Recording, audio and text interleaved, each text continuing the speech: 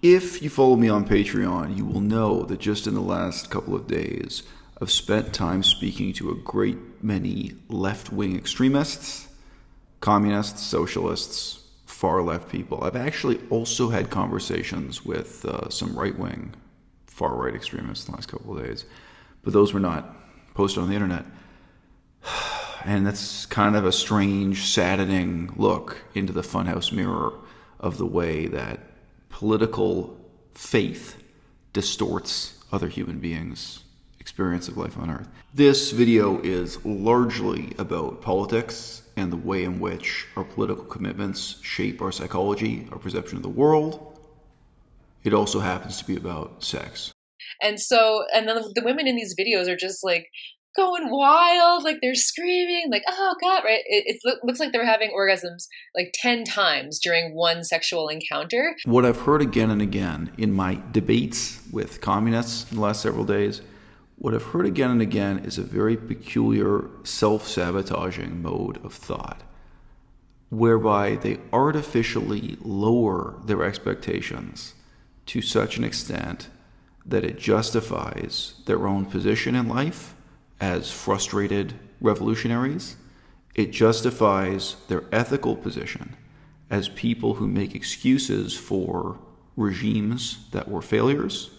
It justifies their position intellectually in terms of the excuses they have to make for economic theories that don't make sense, economic theories that are not credible, that are not taken seriously in university contexts, that don't have equations that are used to actually get meaningful results and this kind of thing. There's sort of so many strange things they have to compensate for as communists, as people who openly espouse this largely discredited and despised philosophy. And it's remarkable to me that in this discussion of human sexuality, much the same thing is going on for these women when they're presenting their own sense of sexual dissatisfaction and their sense of sexual inadequacy. But they present it as a set of myths about life on Earth as if they're universal. Since an experience that I had recently, I think I've talked about this before, that I have been in a long-term relationship for quite some time, which ended last year. And so I'm back on the dating scene and trying to navigate, having sex with new people. And so, yeah, I had met this one person. We really hit it off. We had a lot of chemistry and whatever. But I could tell that there was a lot of anxiety for him around getting me off. And we'll get into this later, but yeah, first few times that you're with a new person, the woman is probably not getting off, right? Yeah. And I think a huge, so I guess I'll get into a little bit how men have been socialized to think about female orgasms. And okay, I'll say that first of all, I feel like there's a disproportionate weight that's placed on orgasms in general. There's a disproportionate importance both in the minds of men and women. Yeah, I think that a huge problem with female orgasms is that, at least from a male gaze, is that they've been taught to want to give a female orgasm, but not really for the pleasure in and of itself of the women, but rather as this competitive, domineering feeling that they can unlock in another woman. There's this almost pride that goes, I think men are conditioned from a young age to need to satisfy a lot of women in order to prove their masculinity. And with that comes the necessity to make them come, not because you want them to be, not really because the focus is on women's pleasure, but rather on collecting almost these points or these gold stars that bolster your masculinity.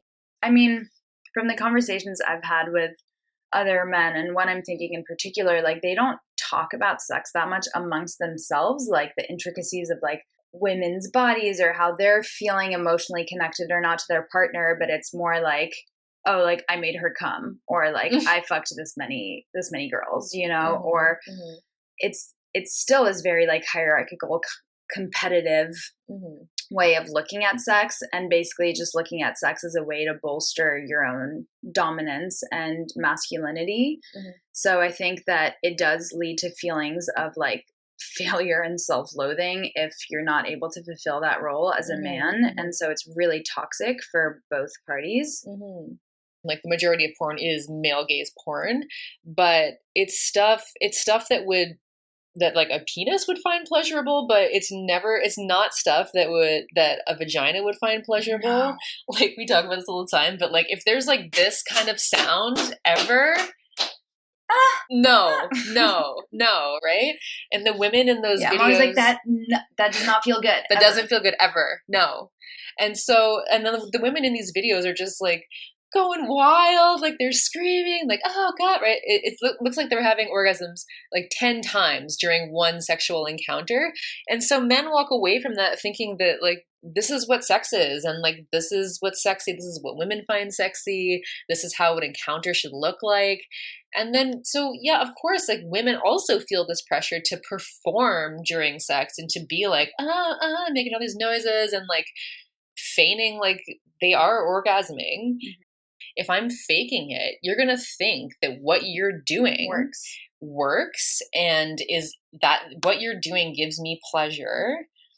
And so you're never going to learn anything else. You're not going to ask any questions because you're going to be like, oh, I already know what I'm doing. All right, this works great.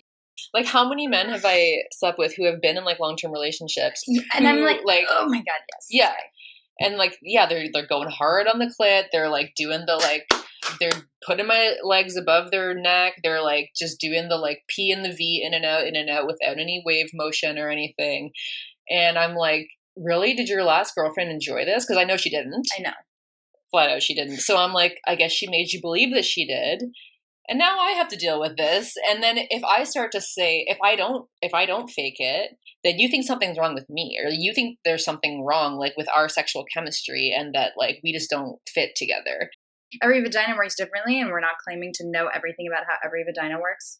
Mm-hmm. However, I will say that there are certain things that I've had done to me where I'm like, I know with near certainty that no one enjoys this. No one. I've been talking to a lot of communists in just the last few days.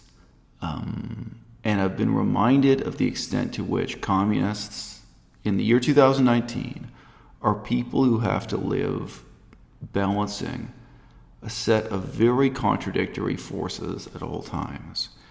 So to give an example, one communist was insisting to me that Cuba has a really wonderful healthcare system. And I just paused and asked, well, do you really think that Cuba has a great healthcare system compared to Scotland, Denmark, Japan, and Taiwan? You really think Cuba has a world-class healthcare system? And no, I mean, as the discussion went on, it was revealed that he was lowering his standards to such an extent that really all he was saying was, compared to a country in sub-Saharan Africa that's completely poverty-stricken and is a disaster, by that standard, Cuba has a good healthcare system, by some incredibly low standard. Another communist I spoke to, this is just within the last few days, was contextualizing mass murder in Cambodia, mass murder carried out by communists, by saying that at about the same time, historically, in Indonesia, there were massacres being carried out also.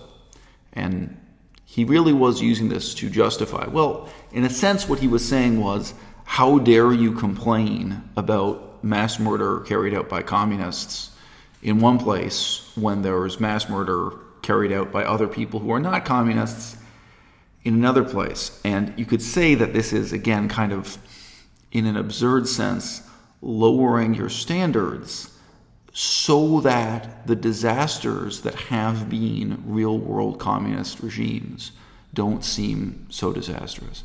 Communists are people who have to, at all times, live with a kind of justification for why they believe in an economic theory that's discredited, debunked, not used in universities. It's not used in a pragmatic sense to make economic forecasts. They're not producing like useful equations for real-world applications of economics. Why it is that they defend and make excuses for a philosophy that isn't just associated with mass starvation and mass murder, but also is just associated with really depressing, dingy, mediocre, and awful political and social results. And what I mean by that is, if you were going to somehow distract yourself from, look away from the mass murder, the mass starvation, the really outstanding failures of communism, if you were going to distract yourself from the fact that people in these societies did not have the right to vote, did not have the right to choose their government, choose who ruled them, they did not have the right to complain against the people who did rule them, they didn't have the right to, for example, write articles, publish editorials in a newspaper complaining about government corruption or complaining about water pollution or anything else. Even if you overlook all of these things, it's just not the case that when we look back at the history of the last 200 years, life in communist regimes is wonderful or positive, doesn't stand out in the history of the world. Again, whether we compare it to Denmark, Japan, or anywhere else, where basically the quality of life, healthcare, education, and indeed where the fabric of society and the progress of culture itself has been generally positive. So it struck me in hearing these arguments from people over the last couple of days how similar the psychology was to what Mexie and Privileged Vegan did in this podcast, which was that they justified their own sexual inadequacy by projecting it out into the world as universal and making truth claims that would basically pretend that everyone on earth is sexually crippled in the same way that they are. I've spoken to communists who would really try to claim that all regimes, all governments all around the world are oppressive in the same way that communist regimes are, and therefore it's okay and therefore it doesn't matter. And it's really bizarre to hear Mexie and Marine stating that they truly believe there are no women in the world who enjoy penetrative sex, that there are no women in the world who have orgasms from penetrative sex. They believe that it's completely fake and implausible and ridiculous for a woman to have 10 orgasms during sex.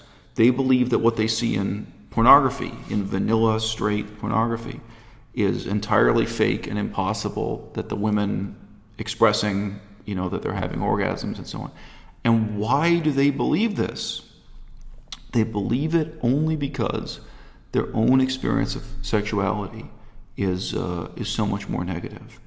And it would require a more humbling adjustment of their perception of the world to stop and look at that failure without the excuse of thinking or pretending that everyone else on earth is struggling with the same failure too. They're not. The contrast between East Germany and West Germany is absolute.